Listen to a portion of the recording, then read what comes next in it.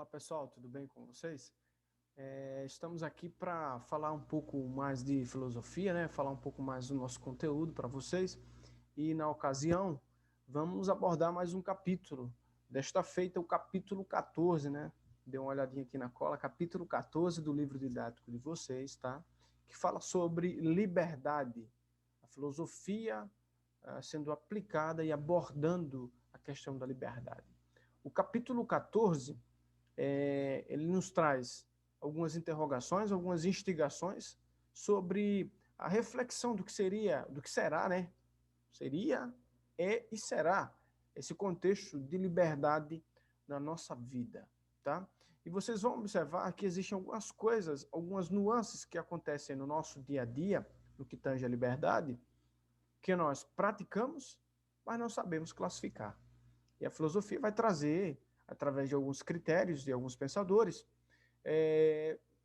a aplicação correta, né, a classificação correta dessas ações aplicadas ao contexto da liberdade, tá bom? Eu trouxe para vocês ainda uma frase que me chamou muita atenção, inclusive vocês já devem ter visto, tá? E é uma frase que faz referência à liberdade também. Stan Lee nos traz a seguinte frase, né? Por muitos anos temos tentado, com muita humildade, mostrar que o amor é de longe a força maior, muito maior que o ódio. Stan Lee fazendo referência à questão da luta racial. Se vocês observarem a nossa sociedade atual, muitas classes lutam por liberdade. Mas que tipo de liberdade? Qual é essa liberdade? Todas essas liberdades, elas serão analisadas aqui e serão classificadas também aqui, tá? O capítulo 14, ele começa com uma frase interessante, com uma instigação interessante, né? Com uma interrogação interessante. Podemos ser livres? Acredito que o fato de analisar essa possibilidade me faz crer que ainda não sou. Tá? Se o capítulo me traz a seguinte pergunta, se eu posso ser, é porque o leitor, o autor do livro, ele entende, já me passa a mensagem de que eu não sou. Mas você vai falar, mas peraí, uma vida inteira eu fui ensinado que sou livre. Diariamente eu faço o que eu quero.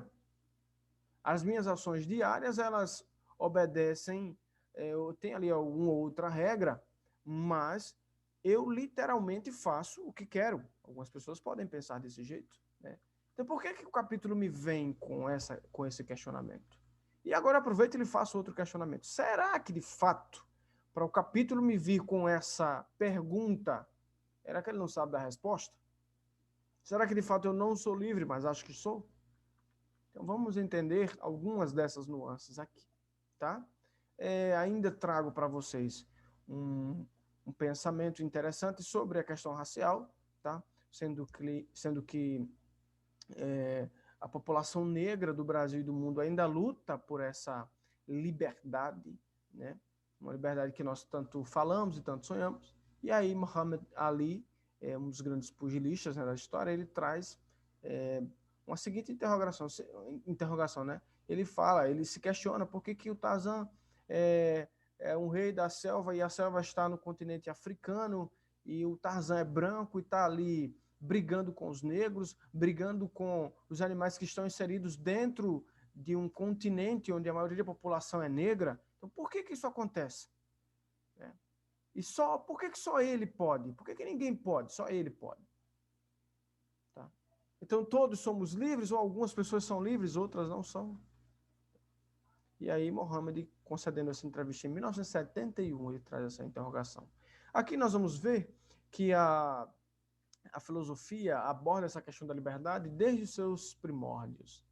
Lembremos aqui do século VII a.C., onde houve a passagem da forma de governo da Grécia para o que a gente chama de democracia ateniense, né? Existia ali uma forma de governo que não era a democracia, né? Uma forma de governo, eu não diria ditatorial, mas que alguns senhores governavam e tinham as ações, tá?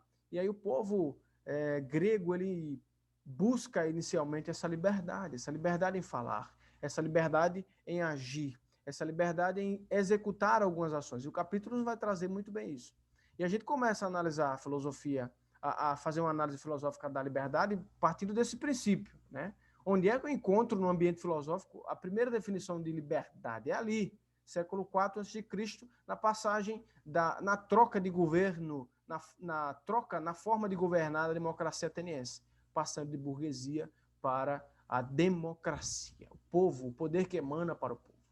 Tá? Mas essa democracia, ela surge a priori, a princípio, para que as pessoas falem demais, para que as pessoas digam o que pensam, mas depois essa própria democracia, a democracia começou a estipular algumas regras. E talvez seja a partir desse princípio dessa aplicação das regras, onde o próprio capítulo já me traz o seguinte questionamento: como é que eu sou livre se eu tenho regra para cumprir? Né?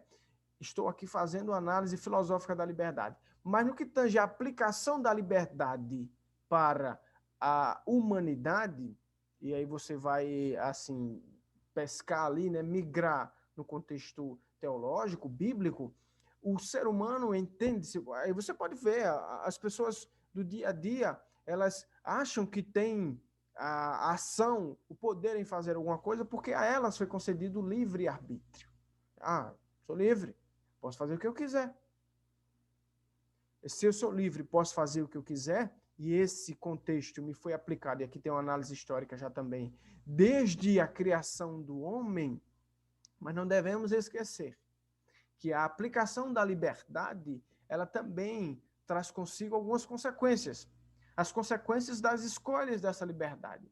Como é que eu posso conceder a liberdade a alguém, né? E eu trago esse questionamento. Como é que eu posso conceder a liberdade? Porque a expressão liberdade é deixar livre. Você pode fazer o que você quiser. E aí alguém você pode questionar, né? Professor, alguém me concede a liberdade, mas ao mesmo tempo me cobra pelas minhas escolhas.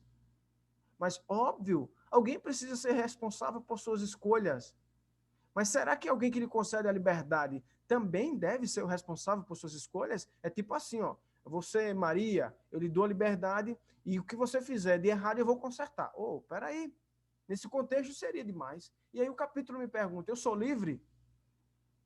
Em sua totalidade? Não. Porque eu tenho aqui uma espécie de liberdade condicionada. Qual seria essa liberdade condicionada? É uma liberdade que, a expressão condicionada, né? Que tem algumas condições. Eu sou livre, mas com determinadas restrições. Quais são essas restrições, né? Eu tenho a aplicação do livre-arbítrio ali, mas se vocês observarem no nosso dia a dia, no seu dia a dia, essa liberdade, ela começa a ser condicionada, ela começa a ser limitada quando, por exemplo, eu quero fazer alguma coisa que a minha matéria não é capaz de fazer. Você está num prédio alto, por exemplo, e aí você diz, eu quero descer. E quais são as opções de descer daquele prédio? Pela escada, pelo elevador, se tiver, ou se você realmente tivesse a possibilidade de exercer todas as ações de liberdade, voar. Mas se você optar por essa opção, você vai sofrer as consequências. Se você optar pela a opção da escada, você vai sofrer a consequência. Se você optar pelo elevador, que tendencialmente vai ser a mais favorável, tem lá as suas consequências. Pela escada é mais doloroso. Voar não dá, porque a matéria, né, pela lei da gravidade, não dá para voar. Então eu sou livre para escolher? Sou. Mas sou livre para escolher dentre as opções que a minha matéria, dentre as opções ali, que a minha matéria consegue executar. Tá? Eu não tenho todas as opções. Eu tenho as opções que são pertinentes à minha matéria. E eu sou, obviamente, responsável pelas escolhas que eu tenho. A partir das escolhas que eu faço, eu posso ser responsável por ela. E ali nós temos Sócrates, Aristóteles e alguns outros filósofos falando que nós somos condenados a ser livres. Por que condenados a ser livres? Professor, condenação não é uma coisa boa. Mas nesse contexto, condenado a ser livre seria uma coisa boa, porque nesse contexto aqui a condenação seria algo bom, porque eu estou condenando alguém a ser livre, a não estar preso. Mas o que eles estão querendo falar aqui é que a condenação à liberdade é também uma condenação à consequência da escolha da liberdade. Eu sou livre, estou condenado a ser livre, mas a escolha que eu fizer por causa desta minha condenação à liberdade, as escolhas, provavelmente, tendencialmente, também eu terei e sou condenado às consequências da minha liberdade. Sou condenado às minhas escolhas, tá? O capítulo tem uma abordagem, tem mais ou menos essa abordagem superficial sobre o nosso conteúdo, e aí é importante que vocês, obviamente, adentrem mais, leiam mais o capítulo, já que aqui o nosso tempo é um tanto assim que resumido, tá? Mas essa é a ideia geral do contexto de liberdade, tá? Espero ter colaborado e ajudado vocês, e aí qualquer dúvida estou à disposição. Um forte abraço e até a próxima.